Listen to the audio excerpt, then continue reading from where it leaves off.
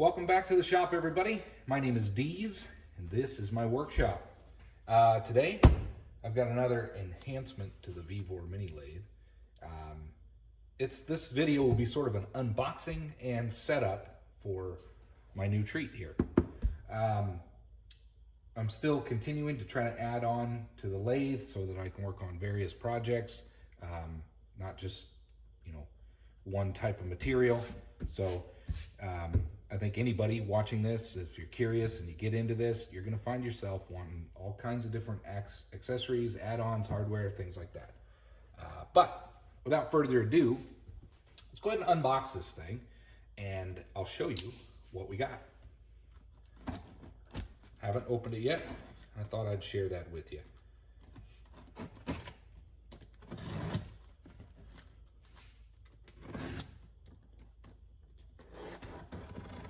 So what we got here. Hopefully it's pretty heavy. Hopefully it's what I expected. There we go. What is it? There it is. That is a pretty hefty 4-jaw independent lathe chuck. Let's see what else is in this box. We'll give you a closer look up here. But it's got Cosmoline oil on it. That's pretty good. I don't want to get oil on my mat. Let's set that thing down. There's something, maybe I got a chuck key. I'm not sure what else came with this. Maybe some other jaws. Oh, just some mounting bolts, which I'm gonna have to modify.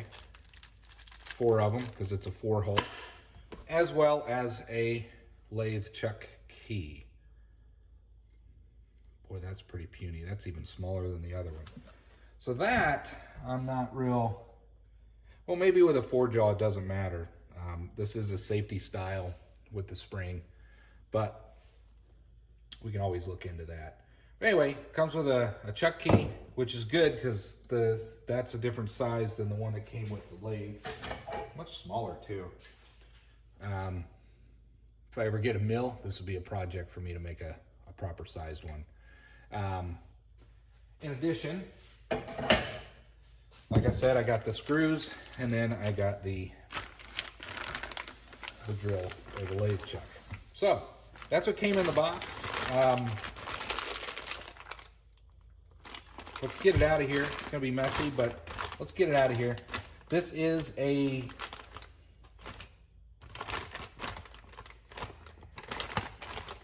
Let's just take this out.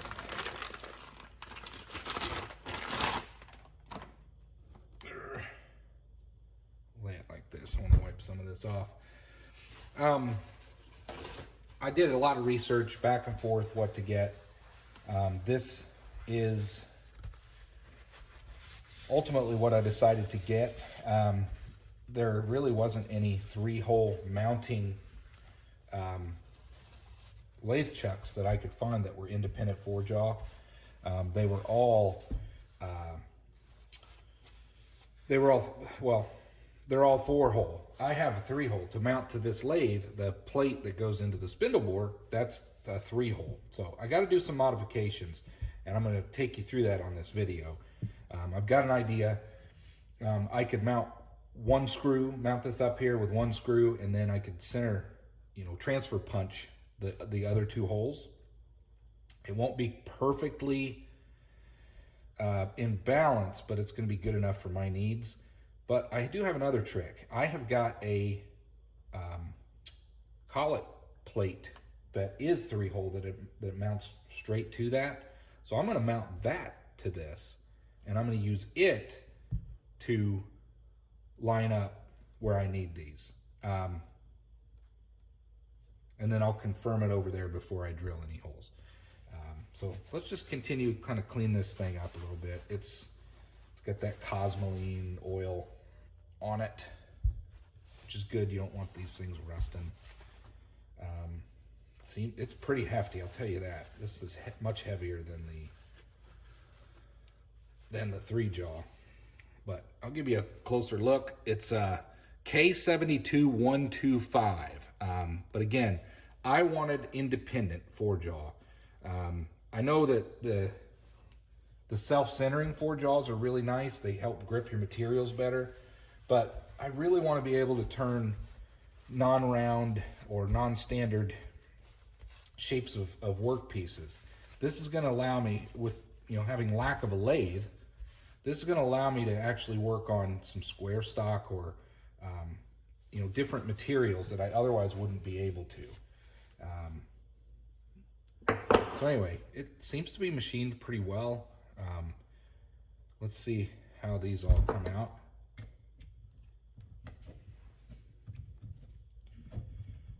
Little bit crunchy, but if you read about these, they say you need to run them in and out a few times. There is some grit. I do need to get these out and clean them up. I'll take them out one by one, clean them off, oil them a little bit. But anyway, that's definitely an independent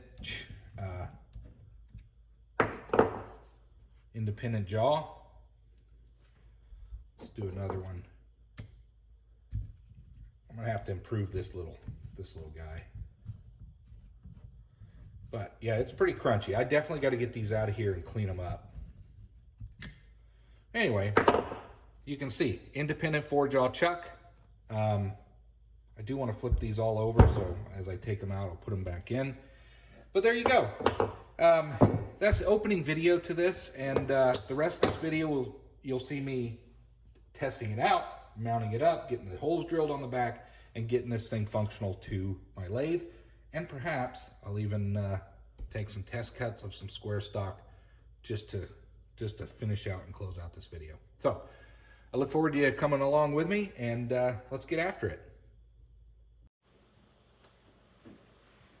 Welcome back, everybody. We're going to try something a little different. This is going to be me working on installing my K72-125 four-jaw, independent four-jaw chuck. The first clip was an introduction, unboxing of this particular project. But in addition to the focusing on the four-jaw, I'm actually testing out a new video camera, different angles. So bear with me while I kind of find a really good setup. But right now, I've got you in here. You can kind of see what's going on. And what we're going to do is the first thing we're going to do is take the three-jaw off, put the four-jaw on, make sure everything fits like it should before we go messing around. And then we're going to screw in one of the three screws, and we're going to align it, and then we're going to tack. I was going to use my collet chuck to line up.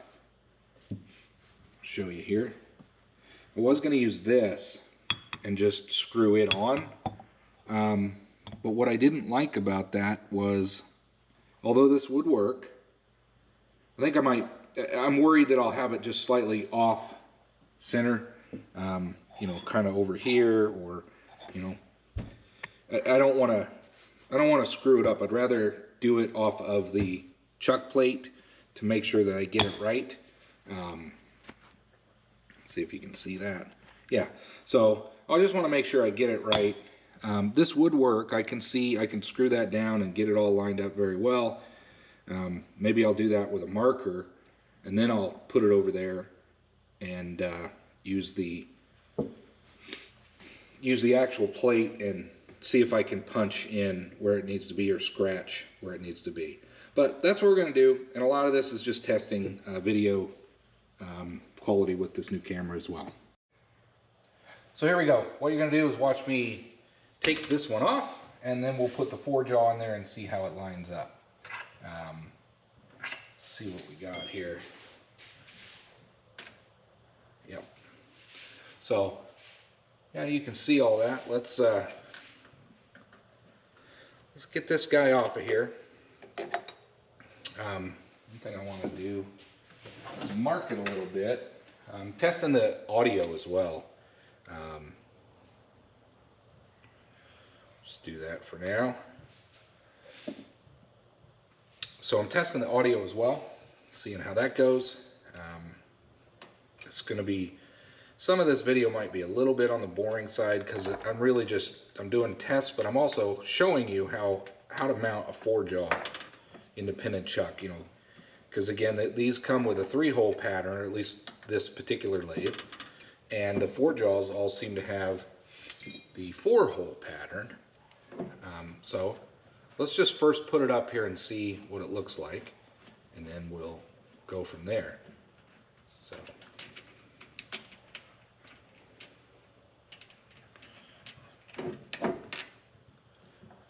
one.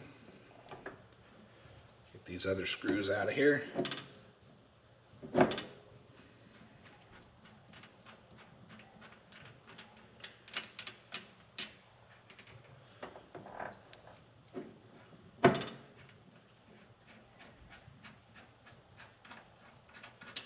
We're getting there. There we go. So we got that out. 4-jaw. Let's clean it off and make sure there's nothing in here that will interfere with it. Same with the 4-jaw. Just cleaning it off. And then what we'll do is line up one of the screws first. Before we do that, just make sure it'll seat up there. Oh yeah. Yep, so thank you to everybody, by the way. Again, all the advice from all the people who were, you know, I reached out, I sent out a, you know, I need help video. Everybody commented, a lot of great comments, a lot of different ways to tackle this, different ways to get a 4-jaw, and you guys were all so helpful.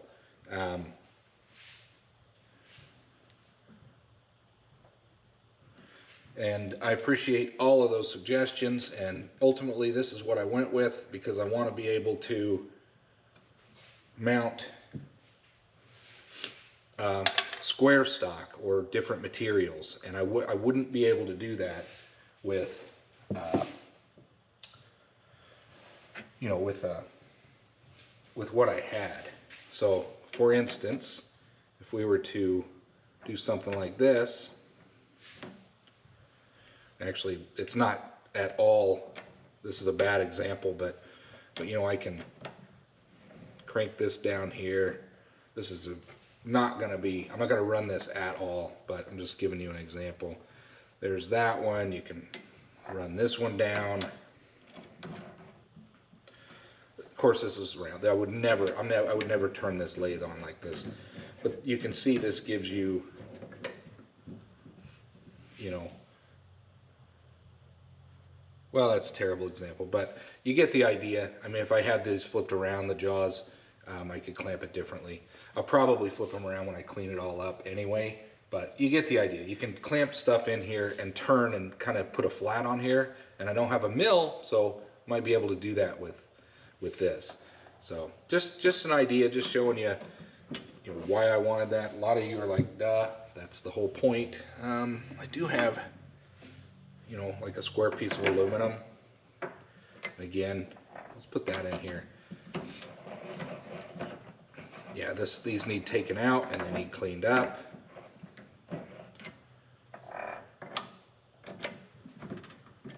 Very crunchy. Like I'll take all these out, clean them up, and I'll show you that as well when I do that. Right now, I just want to get it mounted, and then we'll take it apart and clean it all up. You know, but for instance,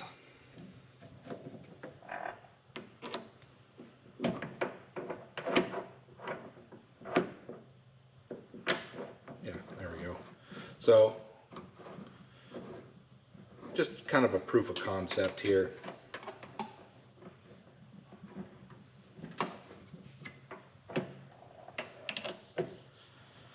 And again, this certainly, this way would not be turning concentrically at all.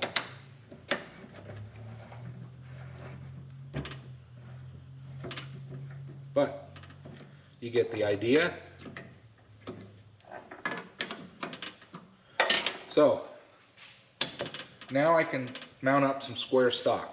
But before I can do that, I have got to get this thing mounted. And that means I need to put some holes in this, in the back of this plate. Because again, there's only 3 holes.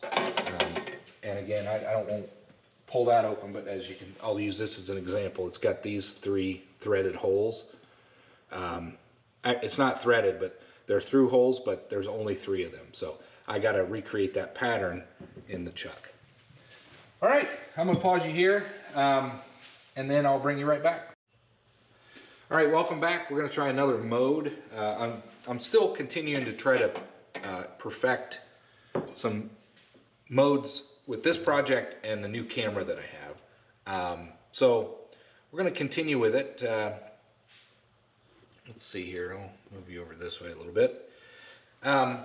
Again, I was just earlier testing out, just mounting up a piece of square stock in here. I still need to clean all that up. We'll set this over here. Clean out, this has a lot of milling dust and stuff that I really need to get cleaned out of this. But for now, I wanted to get my holes lined up on the back of this. And what I did was I put 1 screw in. I know you can't see it, but I've got 1 screw in. And we'll loosen that a little bit again just to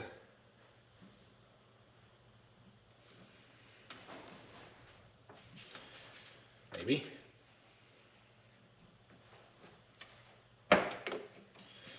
So we can kind of move it a little bit, trying to go for centered as best I can. And what my idea is, I'm going to put a Sharpie in here. On the back, there's 2 other holes that are through holes. I'm going to put a Sharpie in, and I'm going to make a mark. And then what we're going to do is transfer punch just a small dimple. I don't want to put any pressure on the bearings, and I don't want to just jam it in here and cause harm to the headstock.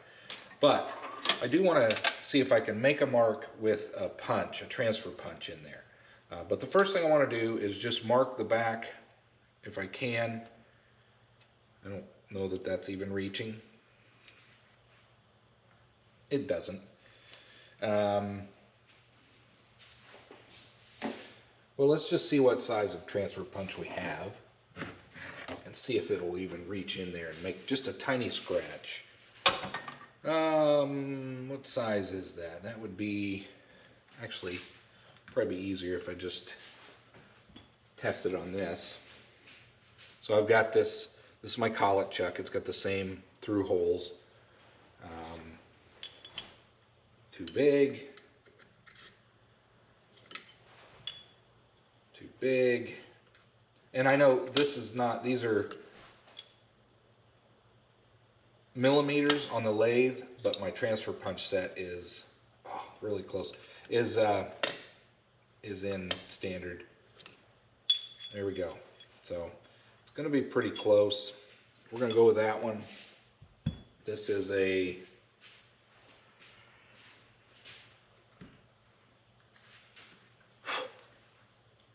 21/64.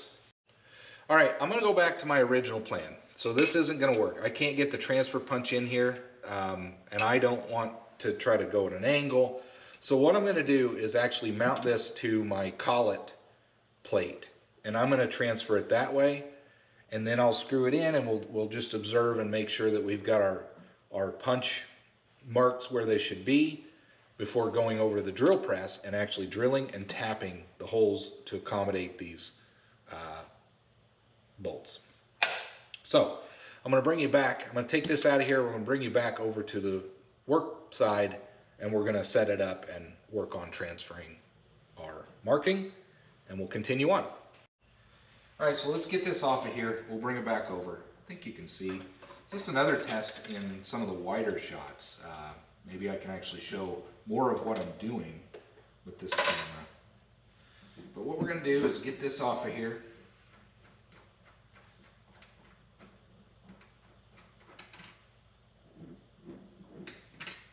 we go. We're going to bring this over. And like I said, what we're going to do is transfer using this. So I'm just going to line up one of the holes. Again, it's not going to be balanced, but it's going to be good enough for my usage. And what I need to do is get one of the bolts tightened down.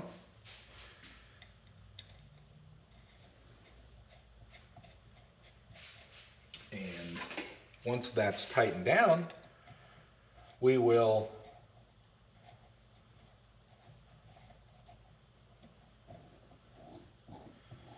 be able to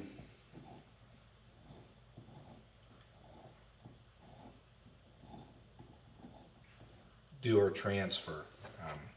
Just make sure that we are good. There we go. That's good.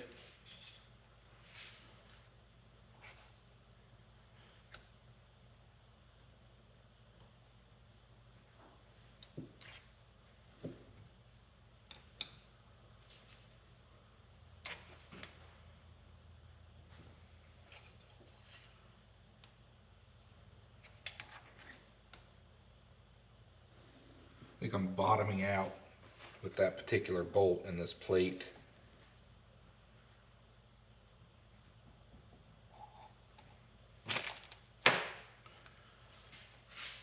But anyway, you get the idea. So I think what I'm going to do is just kind of mark where these will be, and then I'm going to take that back off because I want to put some Sharpie there so that the transfer punch will actually be maybe a little easier to read. So let's get this back off of here.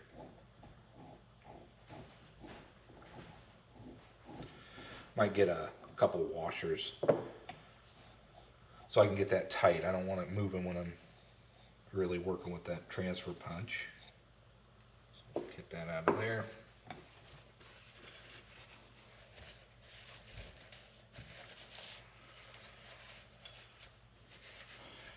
All right, so this plate, I mean, if that worked, these two plates are nearly the same thickness. So my question is, how deep is that hole? Let's just check it real quick. Oh, that should have went in there farther.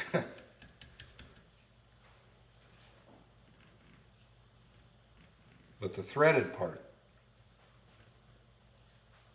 I think that one's deeper. Let's try that one.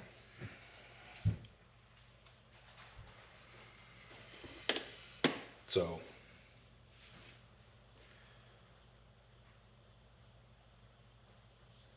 here, so we kind of want them out here. Let's try this again.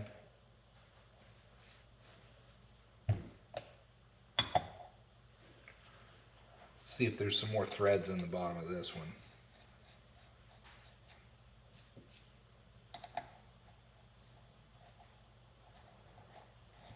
I could use some clamps too to keep this mounted where I want it, but I'm going to go ahead and see what we got here. See, it wants to move. I can't get that in any further. I think these holes will actually need to be threaded deeper anyway. Interesting. Okay.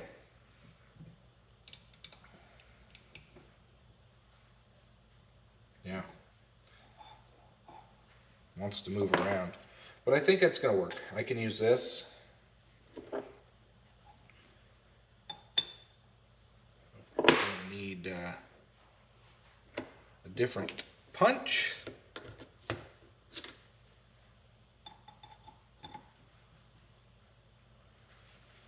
Got this one.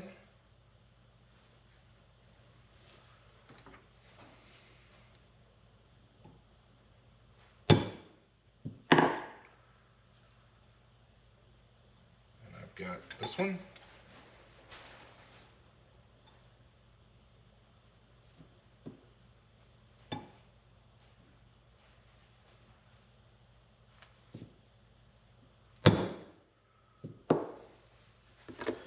I think that's what we needed to start with. A little bit surprised that this doesn't thread down all the way, but who knows? That could be the nuts or the bolts or the plate, but it did tighten up on that, so I think we're okay. So what I'm going to do is put this back on the chuck over here, and I'm going to check my holes and see. So there's my two marks, and I want to see if I can see those in the other two mounting holes. As you can see, there's a plate here and here, and it just sits on there. We get this mounted up.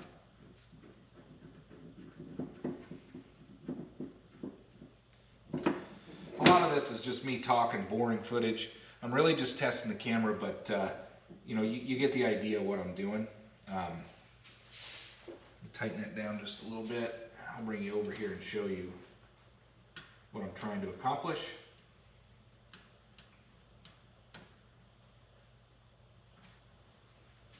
Okay. And there we go. Let's see, bring a flashlight. I'll bring you over. So what I'm trying to do, let's see if we can get this on camera. If you look in that hole, you should see a dimple, and it should be pretty well centered. Pretty close anyway. And then there's another one.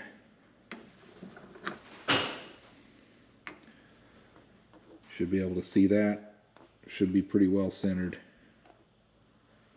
So there we go. That's what I'm going for. And then we got the actual bolt. So that's the first thing. I'm going to pause you here, kind of regroup, and the next step's going to be, if I got my holes centered properly, is going to be bringing it over to the drill press, and then what we're going to do is tap those holes. So I got to figure out depths and all of that. So I'll bring you back.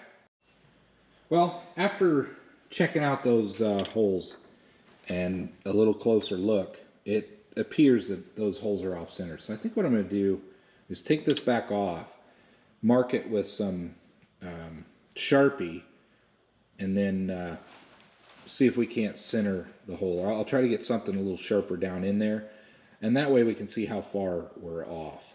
I'm going to bring you over here, mount you up, and we'll just continue. We want to make sure we get that hole on the center. All right, welcome back. I did a bunch of measuring and a bunch of tests, and I put it up to the lathe, you know, where we've got that 3-hole pattern. I've also compared it to my collet chuck, those 3 holes. I mounted the collet chuck up here. I held it up there. I put the collet chuck up there to make sure that it all lines up. And this is, I've punched this 3 or 4 different times with 3 or 4 different configurations. Let me back off. And you can see the 2 dimples. There's one there and one there. And every time I punch the dimple, it goes in the same spot. It doesn't go off or anything like that. I did try to scratch while this was mounted up in the lathe with an awl, but again, it was at an angle, so they're a little offset. So I'm just going to go with that, and these are where I'm going to drill the holes to mount this. So I'm going to do that on the drill press, but the next thing I need to do is take some measurements. I need to know how deep to go, and I need to know how deep the threads go. So I'm going to take all that into consideration. I'm going to use a marker and or tape in order to get my depths right. I don't want to go too far, obviously. I only need to go as far as I need to go. And anyway, that's going to be the next steps. So what I'm going to do is just take some measurements, and before I actually drill and tap this, I'm going to practice tapping on another piece of stock and make sure that I got the right drill and the right process down. I don't want to ruin this part. And if I do, it's not the end of the world. It wasn't terribly expensive, but I still don't want to ruin it. First thing I'm going to do is measure each of these. I want to see if all these 4 holes are the same depth. They certainly seem to be deeper than they need to be, but let's see. 1 inch 850.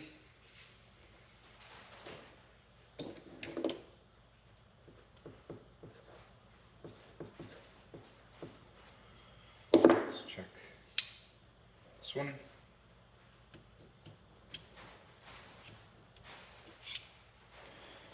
1 inch 8 1/4.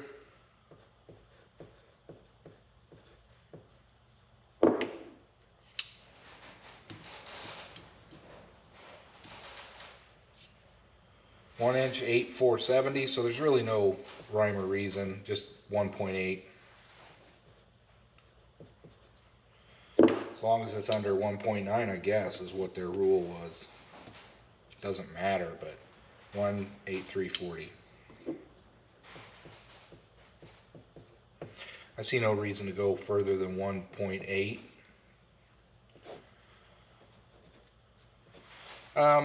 The threads.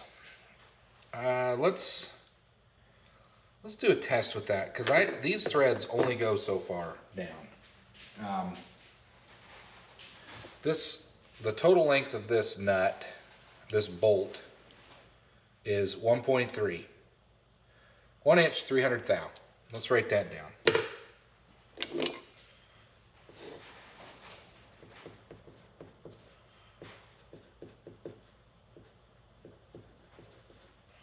Now, I'm going to screw this in as far as it will go to each hole, and then we'll take the difference.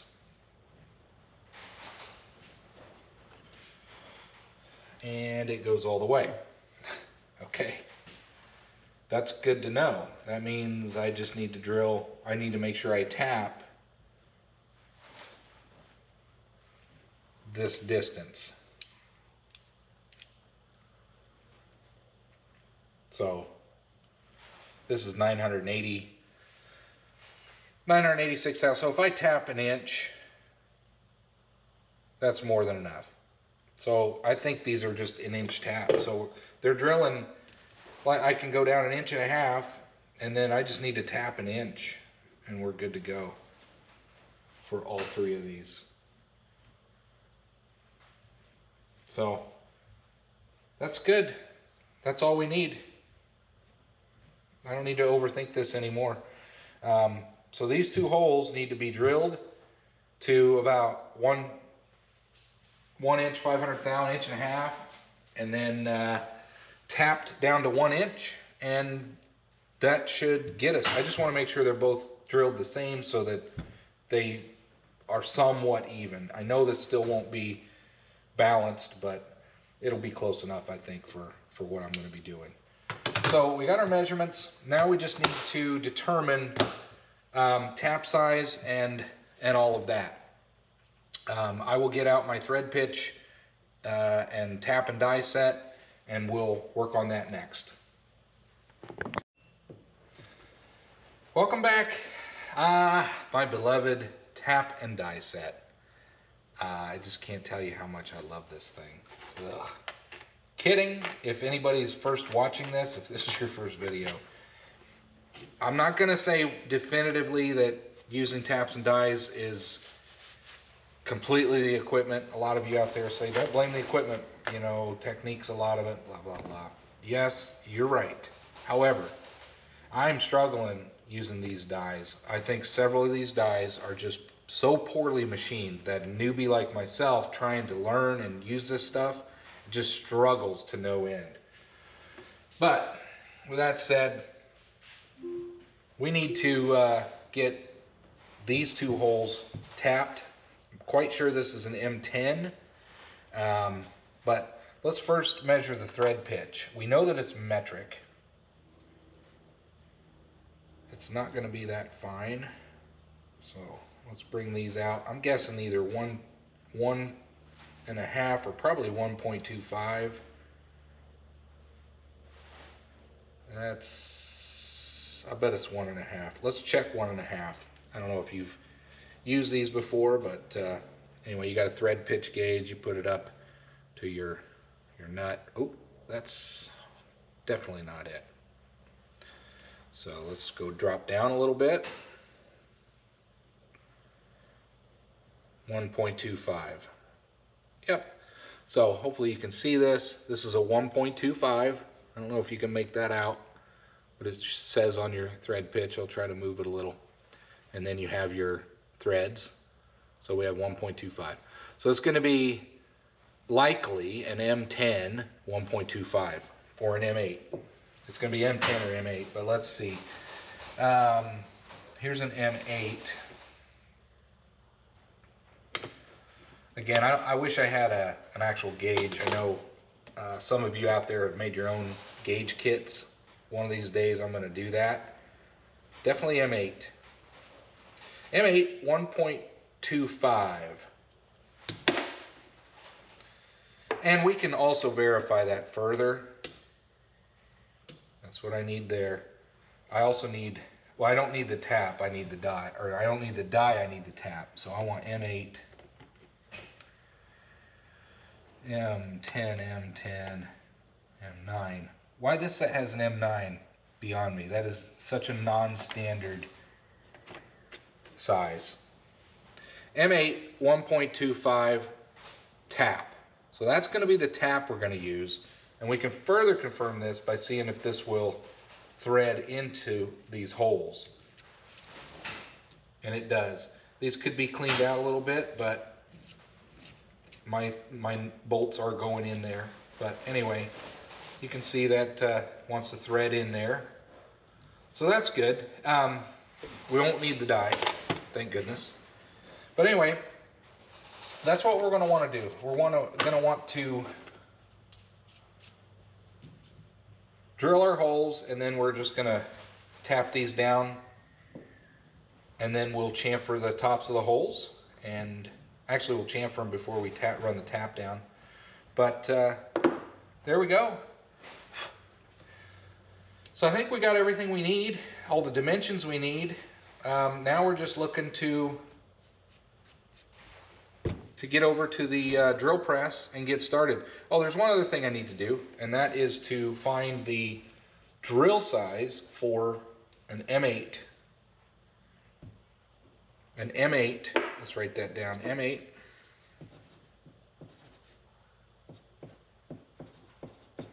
So when you're doing a tap, there's always a starting drill size. I got this nifty chart up here.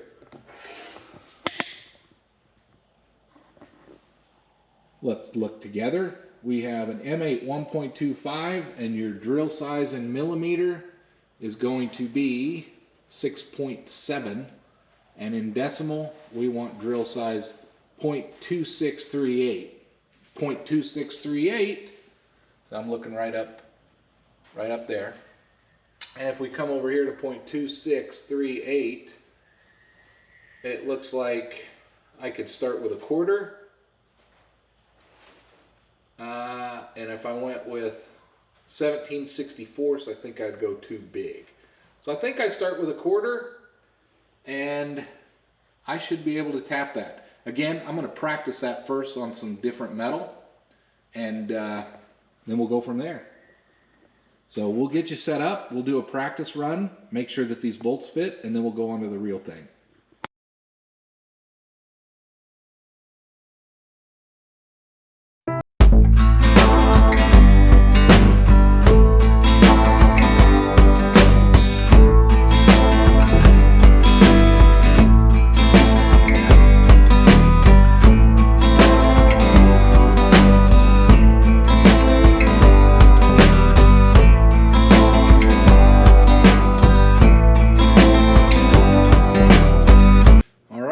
here we go. Let's get these holes in here.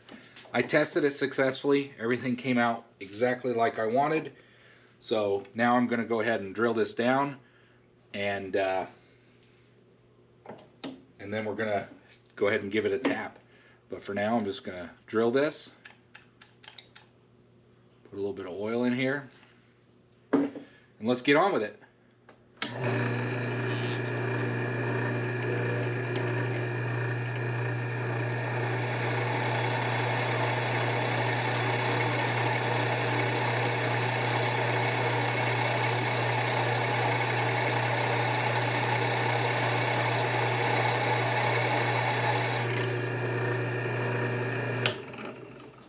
Just double check some settings here, or some measurements.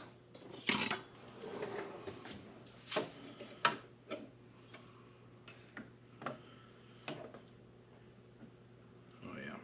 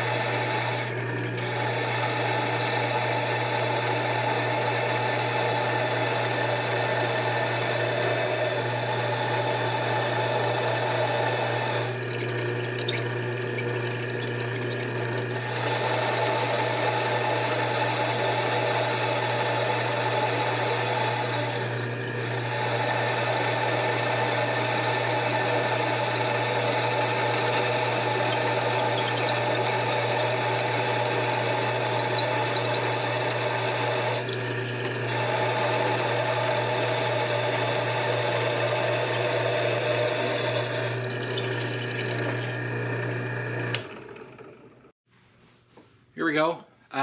Learn from my mistakes. I've already messed up, but that's okay. All this is learning for me. It's still going to work. Let's give this another shot. So I'm going to drill hole number 2.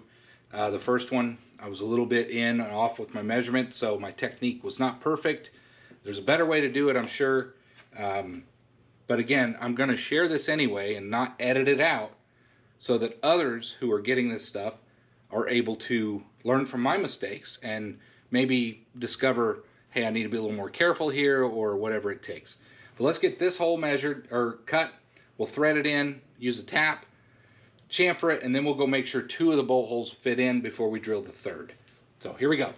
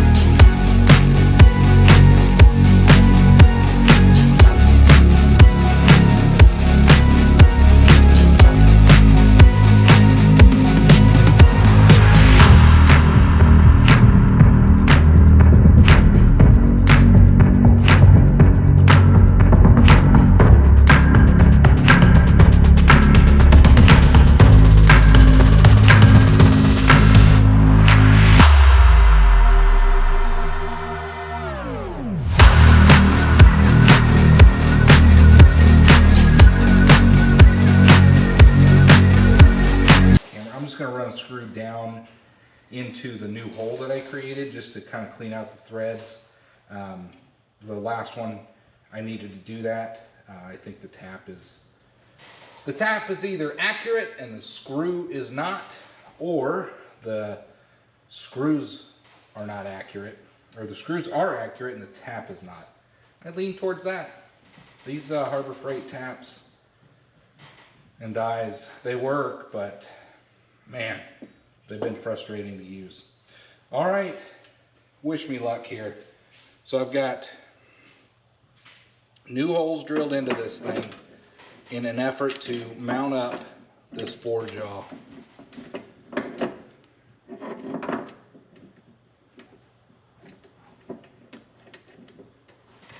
Let's hope we get this thing mounted up nice.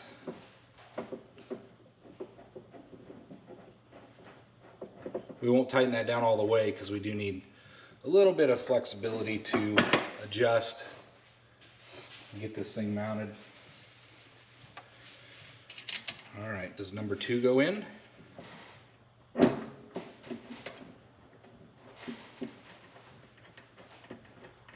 Number 2 is going in. What about number 3? Do we get number 3 in? This is a moment of truth. It's either going to work or it won't.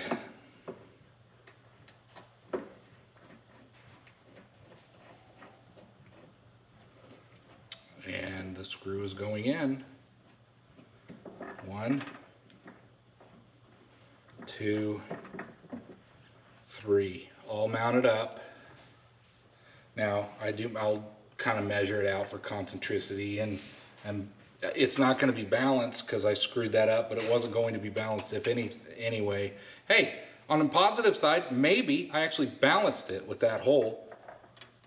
Let's just go with that. I balanced it. Anyway, I did mess up with that hole. However, we have now got that thing mounted.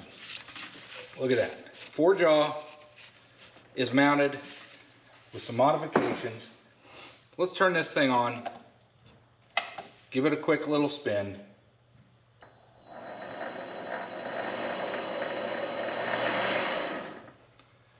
And yeah, I think we got her.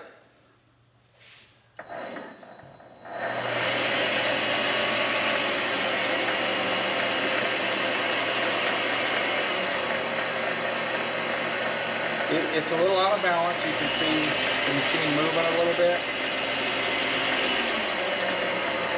But I probably won't run it that high anyway. I knew that would be the case. If anything, I can figure out a way to balance this thing later. At any rate, I'm okay with that. I got this thing mounted. Mistakes were made, but we learned from those, and I think it's going to be fine. The next thing I'm going to do to finish out this video, though, I want to take this out. I want to clean it up, and I'll just share that whole process with you. And then we'll get it on here, and we'll mount something up, and we'll take just a skim pass and just proof of concept. All right, welcome back. The next thing that we're going to do is kind of clean this area up, and we are going to clean the 4-jaw off. What we've done is we've tapped and drilled the holes. One thing that I did, I screwed up and I made this hole a little bit too far in. Went ahead and tapped it anyway. It's off balance now. Anything over maybe 800-900 RPMs does do a little bit of shimmy and shake. But honestly, it's a 4-jaw chuck. Whatever I'm going to turn in there is probably going to be off balance anyway. I probably am not going to go too much higher than 800 RPMs anyway. But someday maybe I'll tackle an attempt at balancing this 4-jaw. But the other three holes, I did successfully get tapped. It mounts up there. You just saw that. The next thing that we want to do is clean it up. It's got all kinds of milling dust and dirt, grit, debris. Let's get that cleaned up. Before we get to that, we want to put our tap and die away just to make room, and we're not fighting for space up here. Put this over here. Excuse the bumps. We got this. Here's our chuck key. We don't really need that right now. Yeah, I will need it in a minute. We want to put, I'm going to put this over here, wrap this. I don't think you can see this, but what I'm doing is putting my my collet chuck away. The 3 or 4 jaw is also going to sit in here at some point, but for now, we'll leave that out. We got our dimensions, but I don't need that anymore. Clean up the marker. I don't need this out here anymore. I don't need that one. I will need that. Got my rule. Here we go. So now I'm going to use this pan because I don't really want to get oil on my new mat, my shiny new mat. So let's get these moved out of the way. Let's bring up a pan that we don't care if it has oil or dirt and debris or whatever on it. We'll bring that up here. What we're going to do is set these parts on here and we're going to clean them up. All right, here we go. So what we're going to do is just spray this down. Brake clean. This thing could rust, flash rust. I just want to get all this stuff out of there. The best way I know how to do it is with this brake cleaner. I'm going to use these towels. Get some trash ready. And I just want to get that debris and everything out of there. I don't know how else to do it. So that's what we're going to do. And then we're going to spray it down with the CRC. I'm not a fan. I'm not promoting this. They don't send me this crap. I bought this. I don't think it's really all that great. This is their corrosion inhibitor. I don't think it works that well. You put it on, a couple days later, it seems to dry up like water. Maybe that's what it's supposed to do, and I don't know what I'm doing, but anyway, that's what we're dealing with. But let's get these cleaned up.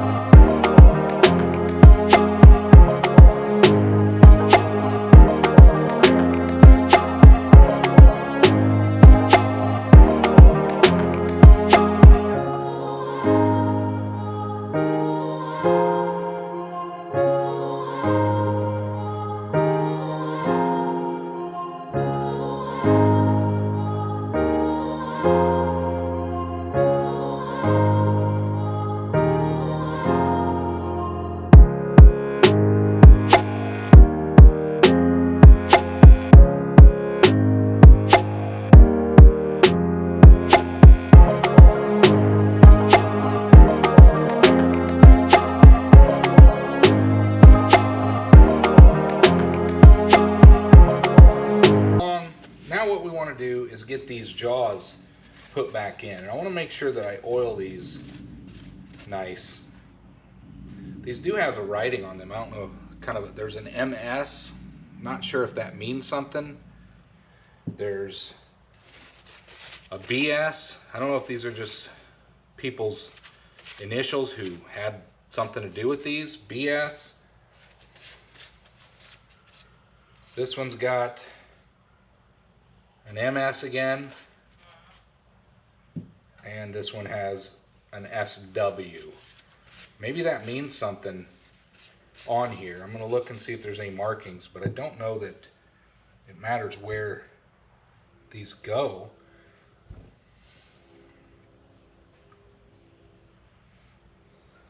Because they're independent. So anyway, I'm going to go ahead and get these things reassembled. I'm going to go ahead and put them the other way for now, and I can turn them around if I ever need to.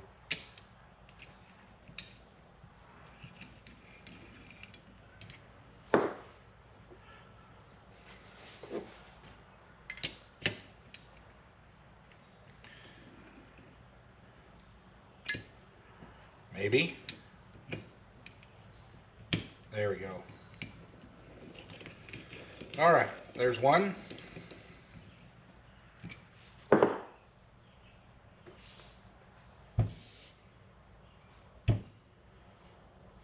Wipe this one off.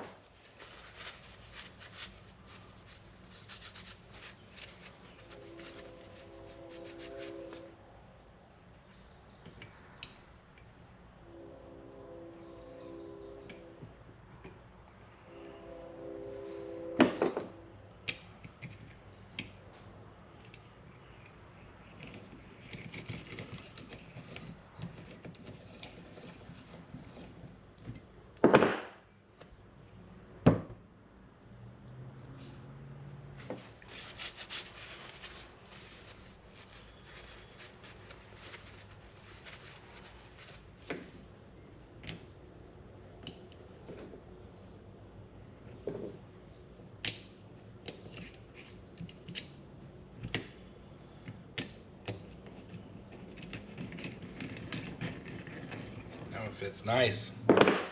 Finally, if you can see here, you got to get the starting point of that screw just beyond the edge, and then when you have your chuck jaw, it slips down in here, and then there you go. So it clicks down, and then the screw will capture it and feed it in. And if I don't throw everything away around, we got this thing assembled. What we want to do, I think, is back all these off again. I want to put some oil inside these just to keep these things moving. Actually, changed my mind. I'm going to mount this to the lathe, and then I will oil it up, and we'll kind of feed these in and out and make sure everything's good to go. So we're making progress, we're getting there. Next thing, put it back on the lathe and keep moving forward. All right, we got you mounted up over here. What we're going to do is put this thing back on the lathe. We're going to ignore my bad hole and mount it up with the good holes. Make sure we clean off anything that might be laying in there. Get this started, and then we'll put the rest on. Excited to give this a try. This really is going to open up some doors on what I'm going to be able to turn with this lathe. That goes in well.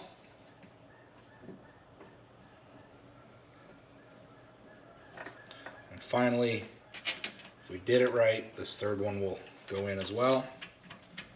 And it does. Other than my little mess up, I'm quite happy with that.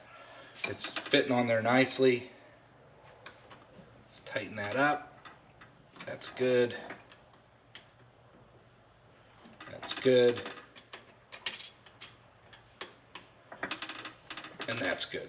So, now we now have a 4-jaw chuck mounted up, put on the lathe, and seems to be ready to go.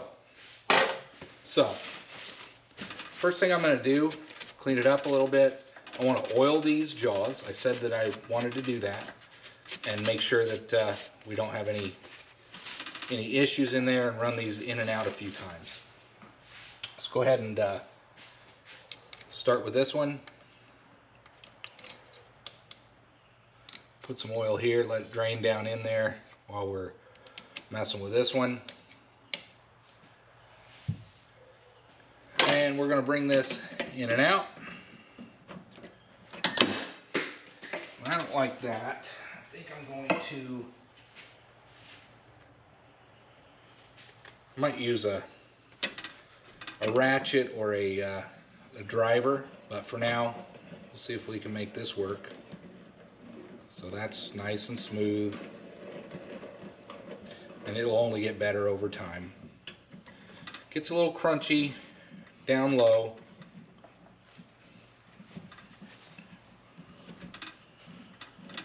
We just need to run it in and run it out.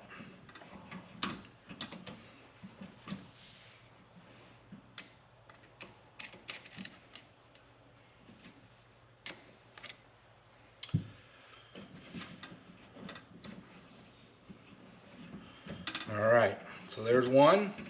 We're going to repeat that for the rest. Get some oil in this one. Like I said, we're just going to repeat that for these, and I'll bring you back when that's done. This one's nice and loose. All right, the moment of truth. We've gotten this thing mounted.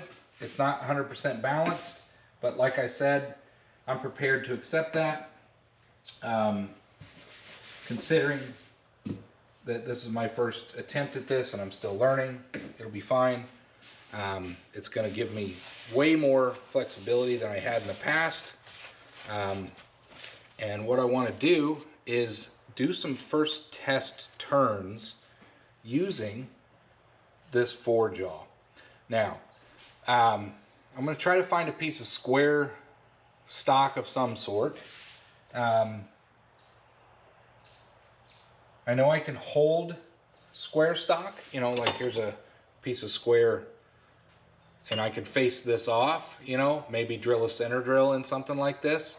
But that's not what I want to do. I actually want to mount up like a piece of square stock and then try to actually face it off.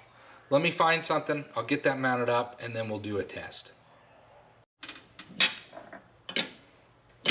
So, I don't know what I'm going to do with this. I'm just kind of proof of concept, just putting in some, it's a little bit big, but putting in something that's square. I don't really have much else.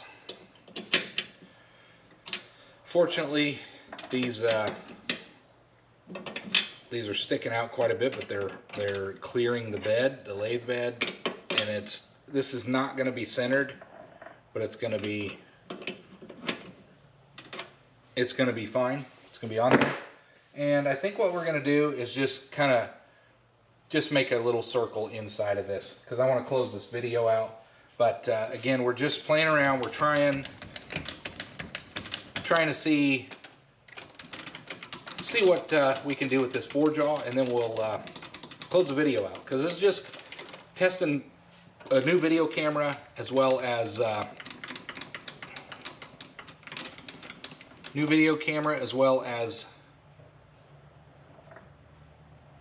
the 4-jaw install.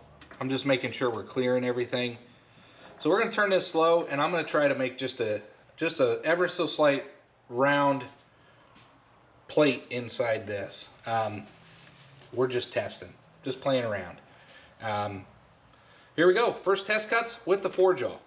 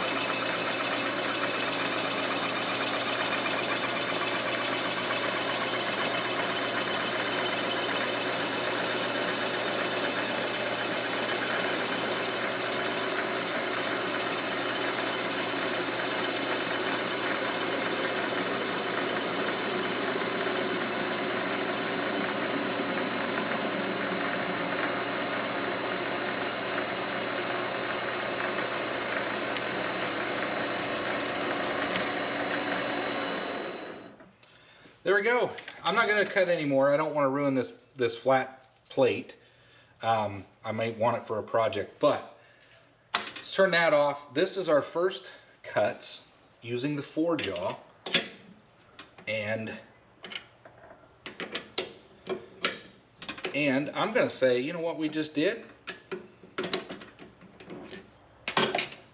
We made a coaster. Watch this. That's right, I made a coaster. All right, enough playing around. This video is probably going on too long as it is. 4-jaw mounted, new toy, new abilities. I can now turn square stock, something I couldn't do before. Look at that.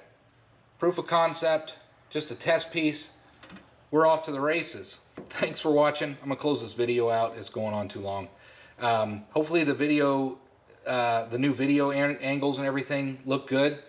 Give me some feedback if you want different shots, if you want more close-ups, if you liked it before. Like I said, it's a new camera. I'm trying something different. It was a pain the way I was doing it before to get the videos off my phone. But anyway, there you go. Closing the video. Thanks for watching. I hope to see you on the next one.